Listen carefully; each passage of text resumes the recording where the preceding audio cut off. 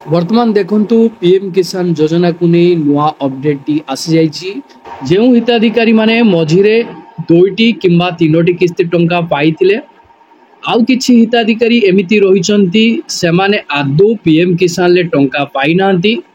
जदि वर्तमान आपण माने पीएम किसान टंका पाउ नांती ताहाले आपण मानक पई गुटे नुआ अपडेट रहिछि, अर्थात गुटे खुशी खबर आपण मानक पई रहिछि।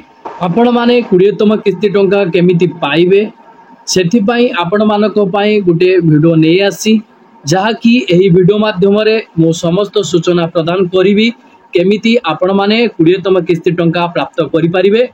सेथि पई आपण माने वीडियोटी को आरंभरू शेष पर्यंत देखंतु बिना स्किप रे, जहा फल रे आपण जानि परिबे बुझि परिबे। जो माने पीएम किसान ले लगातार टंका पाई आसुचंती प्रत्येक किस्ती रे, तो सेमानक पई वीडियो शेष रे मध्य गुटे अपडेट रहिछि, तो आपण माने ताहाको फॉलो करिया पई पड़िबो, जहा फल रे आपण माने 20तम किस्ती टंका पाई परिबे। कोनोसी असुविधा आपण मानकर हबो नाही। वर्तमान आपण मानकर नूतन सरकार तरफरु जो योग्य हिताधिकारी माने सीएम किसान योजना रे टंका पाउ नांती, जहा कि समाने सीएम किसान वेबसाइट माध्यम रे पंजीकृत मध्य करि सारिचंती। जो माने पूर्वरु सीएम किसान टंका लगातार भाव रे पाउचंती, सेमाने जदि पीएम किसान टंका एपर्यंत पाउ नांती, तो आपण मानक पई उटे नुआ सूचनाटी रहिछि। आपण मानक पई जो विषय रे मो सूचना देवा पई चाहूची, सेही सबु विषय वस्तु उपरे केंद्र सरकार आलोकपात करिसंती, सूचना मध्य आपण मानकु देइसंती। आपण माने केमिति चासी क्षेत्र रे जो एही 2टी योजना माध्यम रे आराम से टंका पाई परिबे। एही गुरुत्वपूर्ण सूचनाटी ओडिसा रो समस्त चासी भाई भौणी माने जानि रखिबा निहाती जरूरी। जदि आपण माने एपर्यंत केंद्र सरकार तरफरु पीएम किसान योजना अधीन रे वर्ष को 6000 टंका प्राप्त करि पारु नाहंती, एही पीएम किसान ले आपण मानकु प्रत्येक किस्ती रे 2000 टंका लेखाए मिलुची। कहिबाकू गले 4 मास अंतरालय रे आपण मानकु 2000 टंका लेखाए मिलुची। आपण मानकु वर्ष को 6000 टंका मिलुची। जदि आपण माने एपर्यंत पीएम किसान लो 6000 टंका पाई पारु नाहंती, जहा कि आपण मानकु एही 4 दिन भितरे जदि आपण माने एही सबु काम गुडी को न करिवे, ताहाले आपण माने पीएम किसान लो किस्ती टंका पाई परिबे नाही। एही 4 दिन भितरे मु आपण मानकु जो सूचना गुडी को देबी, आपण सेही सूचना गुडी को अनुसरण करी जदि काम गुडी को करंती, ताहाले आराम से आपण माने 20तम किस्ती टंका पाइबे। चैनल को जदि आपण एपर्यंत सब्सक्राइब करि नाहंती, चैनल टी को सब्सक्राइब करि दियंतु, वीडियो को गोटे लाइक करि दियंतु। आपण मानक पई एथि मध्य रे सरकार तरफरु जो हिताधिकारी माने पीएम किसान ले टंका पाई नांती, तो सेमानक पई आजिका वीडियो रे बहुत बड़ खुशी खबरटे रहिछि एवं गुटे नुआ अपडेट मध्य रहिछि। आपण मानकर जो असुविधा गुडी को रहिछि, अनेक हिताधिकारी मानकर जे जेन्युइन असुविधा गुडी को रहिछि, तो जेन्युइन असुविधा कहिबाकू गले आपण मानकर आधार सीडिंग, आपण मानकर लैंड सीडिंग, ई-केवाईसी एही भली असुविधा गुडी को आपण मानकर रहिछि। एबे सुधा आपण माने एही असुविधा गुडी को जदि समाधान करि देइछंती, ताहाले वर्तमान आपण मानकर स्टेटस आपण जते चेक करिवे, देखंतु आपण मानकर स्टेटस रे संपूर्ण परिवर्तन होई सारिछि। सेथि पई सरकार पीएम किसान वेबसाइट रे किछिटा परिवर्तन मध्य करि सारलेनी।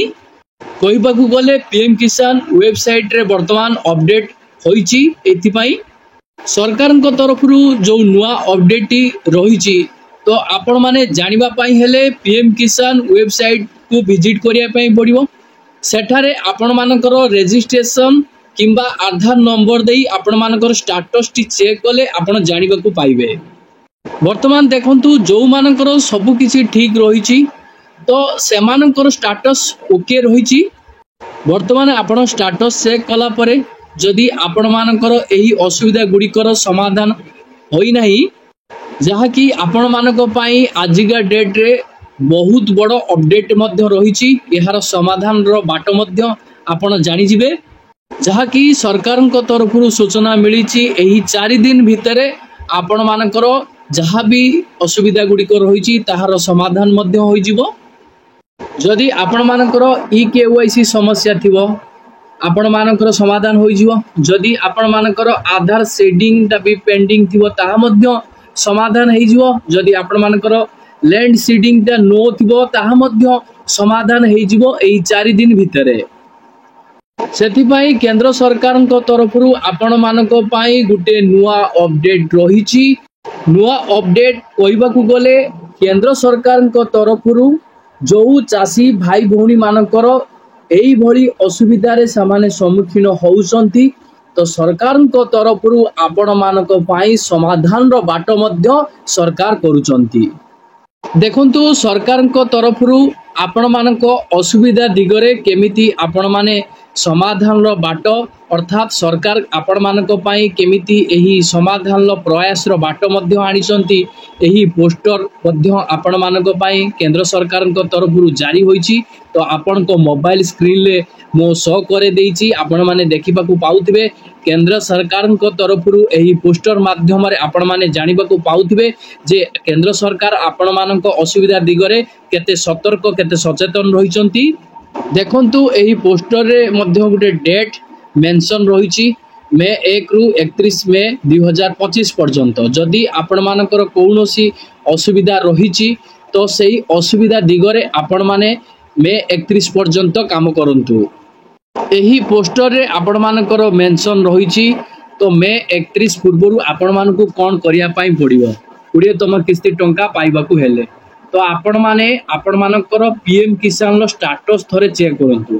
जेते बेले आपण पीएम किसान लो स्टेटस चेक करिवे जदि आपण मानकर EKYC पेंडिंग थिवो ताहाले आपण माने तुरंत EKYC प्रक्रिया टिकु कंप्लीट करंतु। आपण माने निजर मोबाइल माध्यम रे EKYC प्रक्रिया टिकु करि परिवे।